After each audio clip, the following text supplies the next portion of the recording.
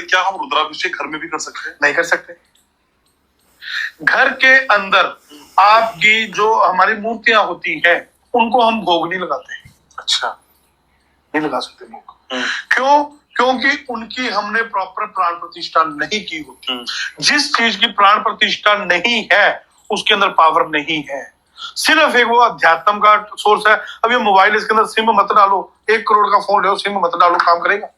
वो सिम प्राण प्रतिष्ठा है, और जिसमें वो सिम डल गई ना वो काम करेगा, चाहे वो 1000 रुपए का। बहुत सही बात बताई है इन्होंने भाई साहब ने। वैसे देखिए, शिवलिंग हो या कोई भी प्रतिमा हो, घर में हम जब रखते हैं, घर में विराजमान करते हैं, तो प्राण प्रतिष्ठा करनी चाहिए विधि विधान से, ठीक है।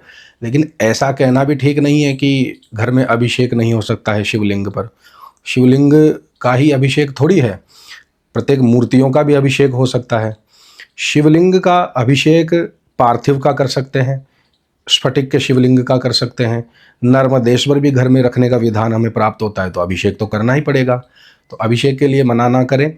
और इन्होंने एक सिम का उदाहरण दिया है, तो सिम एक प्राण प्रतिष्ठा ही मान लीजिए, ऐसा कह रहे हैं। तो देखिए, आजकल ई सिम भी आ चुकी है जिसमें सिम की भी आवश्यकता नहीं होती है।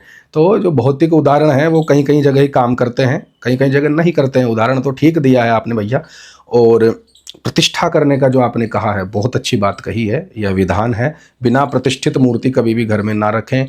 भूत प्रेत पिशाच डाकिनी शाकिनी यह सब घर में निवास करने लग जाते हैं और घर के सदस्यों की बुद्धि भ्रष्ट करने लग जाते हैं। आगे और कुछ कहा है इन्होंने, आप ध्यान से सुने। और करोड़ रुपए की चीज सिम नहीं मिट्टी है।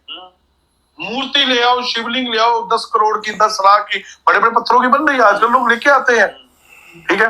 घर में कभी भी 9 इंच से बड़ी मूर्ति नहीं होनी चाहिए, पहली चीज तो।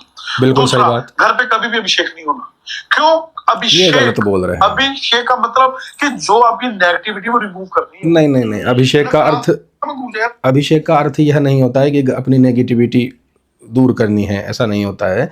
अभिषेक इसलिए किया जाता है कि नेगेटिविटी दूर रहे, नकारात्मक ऊर्जाएं दूर रहें, पुण्य की प्राप्ति हो, हमारा कल्याण हो, मंगल हो, सभी की दीर्घायु हो, सभी स्वस्थ बने रहें। वेदों में, ब्राह्मणों में, गाय में, राष्ट्र में, सभी में उनकी श्रद्धा बनी रहे और मानवता बनी रहे, नैतिकता वह जाने, आचार सदाचार वह जाने, इसलिए अभिषेक किया जाता है। अभिषेक का अर्थ सीधा सीधा यह होता है कि सतत रूप से किसी द्रव्य को डालना। अब वहाँ पर यह प्रयोग तो हो गया है कि शिवलिंग पर जलधारा या दुग्ध धारा या घृत की धारा या कहीं कहीं शत्रु नाश के लिए तेल की धारा का भी विधान मिलता है, तो वह अभिषेक का अर्थ यह होता है, ऐसा नहीं होता है। तो आपने घर में नहा के घर में ही छोड़ दी। अभिषेक हमेशा मंदिर में होता है, शिवलिंग पर होता है, तभी उस चीज का फल मिलता है, वरना फल नहीं मिलेगा। अभिषेक घर में भी होता है और मंदिर में भी होता है, दोनों जगह होता है, इसमें ऐसा ना कहें। देखिए, आपने अच्छी बातें भी बताई है तो कुछ आपने गलत बातें भी बताई है, तो थोड़ा आप ध्यान देवे, कभी आगे बोलें तो। और आप मुझसे बात भी कर सकते हैं कभी चाहें। तो शिवलिंग रख सकते हैं? बिल्कुल रख सकते हैं। आप उसकी पाठ पूजा के नियमित कर सकते हैं। अगर आप उसको कहो कि उसकी प्राण प्रतिष्ठा, क्योंकि घर में फिर औरत भी आती रहती है, ठीक है, मासिक धर्म भी आता है, घर में बच्चा भी जन्म लेता है, घर में मृत्यु भी होती है, तो सूतक काल में भाई साहब क्या करोगे आप? सूतक, पातक, ग्रहण इत्यादि जो काल होते हैं उनमें घर के मंदिर में अलग अलग विधान हो जाते हैं। तो वहाँ पर कई प्रकार से होता है। जिनके सूतक नहीं लगता है उनसे आप अर्चन करवा सकते हैं। और मासिक धर्म के समय स्त्रियां अर्चन नहीं करती तो पुरुष करते हैं, और पुरुष ही प्रधान है तो पुरुष को ही भी करना चाहिए। स्त्रियां तो घर के कामकाज संभालती है, उनमें व्यस्त रहती है। तो जब मासिक धर्म होता है तो उस समय पुरुष भी कर ले। पुरुष भी उपलब्ध ना हो या व्यस्त हो तो किसी ऐसे से करवाए जिनके सूतक नहीं लगता हो, जो शुद्ध रहता हो। तो घर के मंदिर में इतने नियम नहीं होते हैं, क्योंकि घर में जो प्राण प्रतिष्ठा होती है वह चल प्रतिष्ठा होती है, अचल नहीं होती है। और सार्वजनिक जो मंदिर होते हैं वहाँ पर चल अचल दोनों प्रकार से प्रतिष्ठा के विधान भी हमें प्राप्त होते हैं। तो इसलिए ये थोड़ी इस प्रकार से जानकारी ना देवें। देखो, ये निवेदन है आपसे, है ना।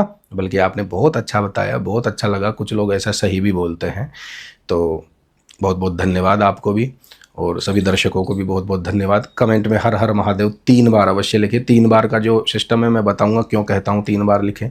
हर हर महादेव, नारायण नारायण।